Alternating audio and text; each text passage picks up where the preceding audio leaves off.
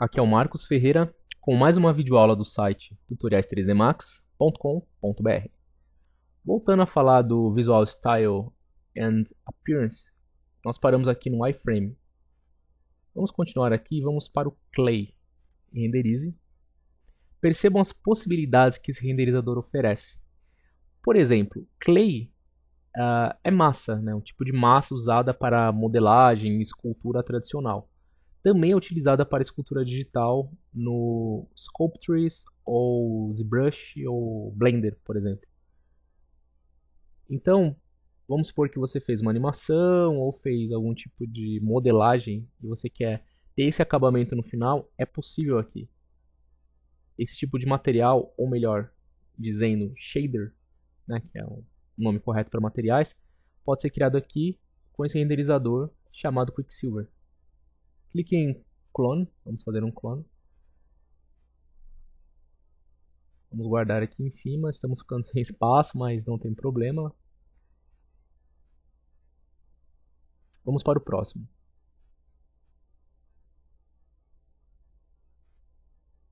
Nós temos aqui Ink. Vamos ver se o Ink aparece. Não. No caso do Ink, não. Vamos para o próximo. Color Ink.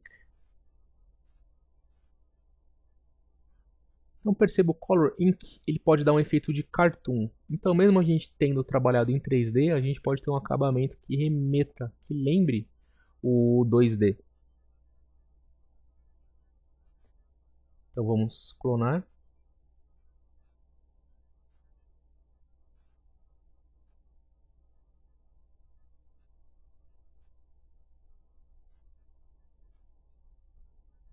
Vamos para mais um. Acrylic.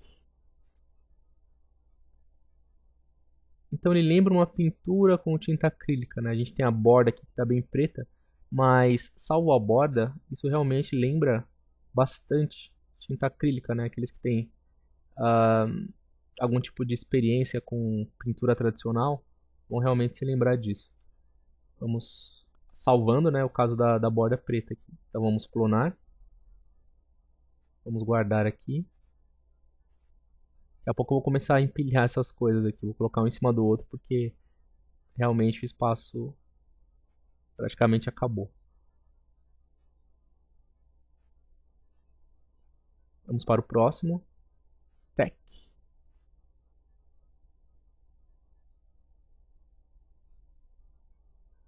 Então vamos clonar mais um efeito aqui. Tech. Vou jogar ele em qualquer lugar aqui porque vocês vão salvando aí como eu recomendei, tá? Vão salvando, vão nomeando, com o nome de cada style para futuras referências, é bom. Graffiti, esse aqui é bem legal.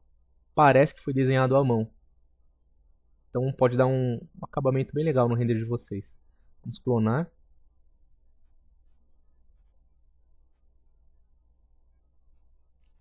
Deixa ele aqui assim. Mais um. Color Pencil. Parecido com Graffiti, mas tem um acabamento colorido com grafite. Então clonemos.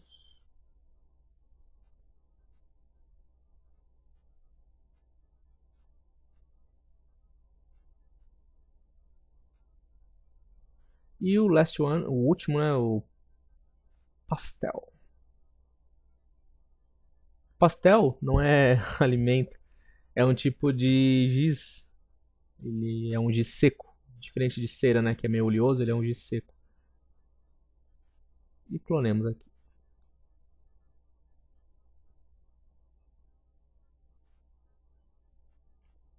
Então temos vários tipos de acabamento, né, de render, que vocês podem utilizar para compor os trabalhos de vocês, né? Não fiquem mais limitados aos renderizadores padrão. Vocês já sabem como habilitar, já sabem como aplicar e com isso a gente pode ter resultados interessantes.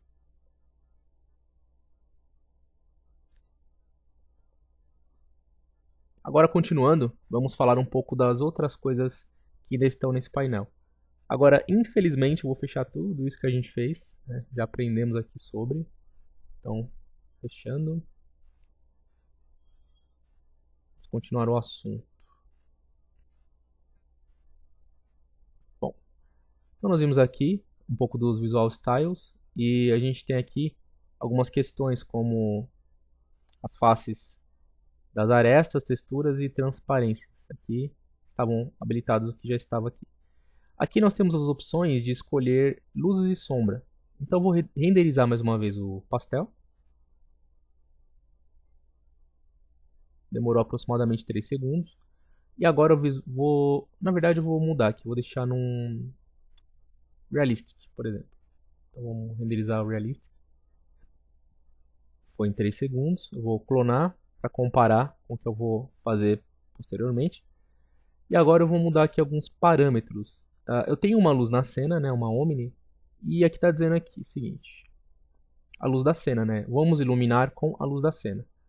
Eu posso mudar aqui para o padrão, luzes padrão. Então perceba que houve uma alteração entre os dois. Então a gente pode optar por um ou por outro.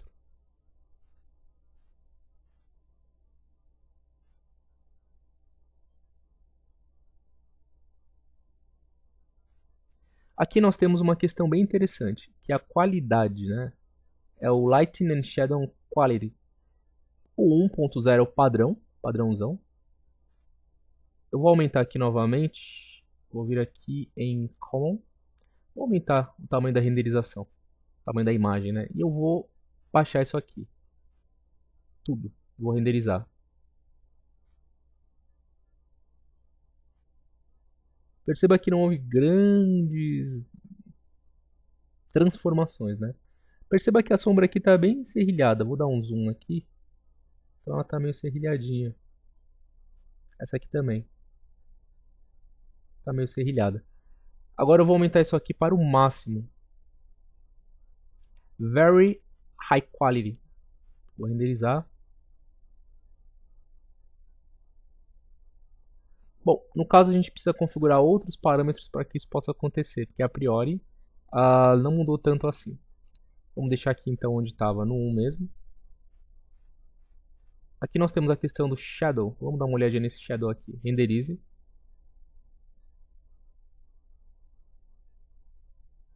Com esse Shadow habilitado, deixe esse fade dele em 0,1, por exemplo.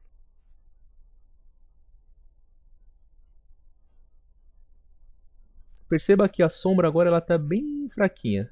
Vamos aumentar isso aqui para 0,5. Fazer um clone disso. Guardar aqui. Vou renderizar de novo.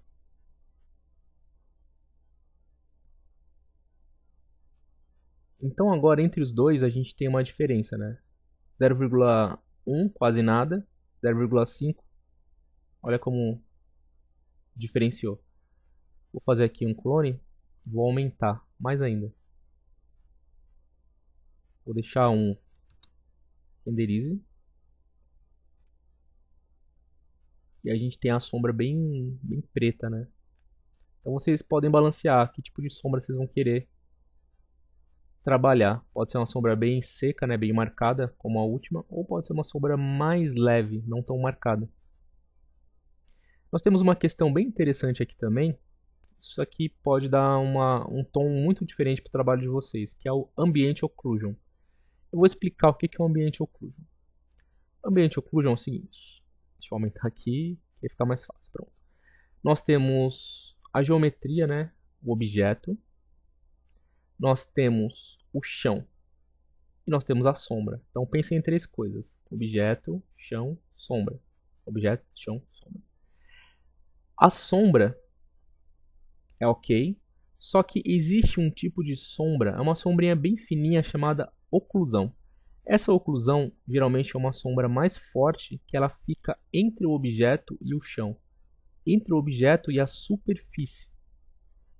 Ela praticamente é imperceptível em alguns casos, só que se souber trabalhar corretamente a oclusão, o trabalho ele ganha mais realismo, isso é muito importante. Vamos habilitar aqui a oclusão, vamos renderizar.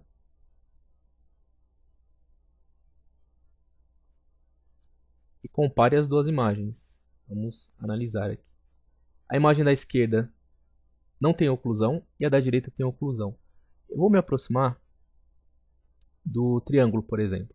Então perceba aqui o triângulo, ele tem a sombra dele, que está aqui, uma sombra escura, né, bem dura. E aí ele tem uma sombrinha bem leve aqui, ó, que é onde ele toca o chão. Ele é branco e o chão é branco, então é mais fácil de ver. Perceba aqui na esfera também, deixa eu aumentar essa aqui, ó, essa não tem e essa tem a oclusão. Aqui no Torus também é a mesma coisa, tem a oclusão. E aqui no azul, é um azul escuro, mas mesmo assim ele tem a oclusão. Então, sempre que a gente tem occlusion, isso tanto faz se é no Ray, Mental Ray, Quicksilver. Se a gente tem oclusão, a gente consegue ir deixando as coisas mais realistas. Então é muito importante sempre trabalhar com oclusão. E aqui a gente tem a intensidade da oclusão. Também pode ser mais baixa ou mais alta, como a sombra. Então aqui eu deixei uma oclusão menor. Então ela fica mais fina, mais delicado, mas mesmo assim o trabalho ainda fica bem feito.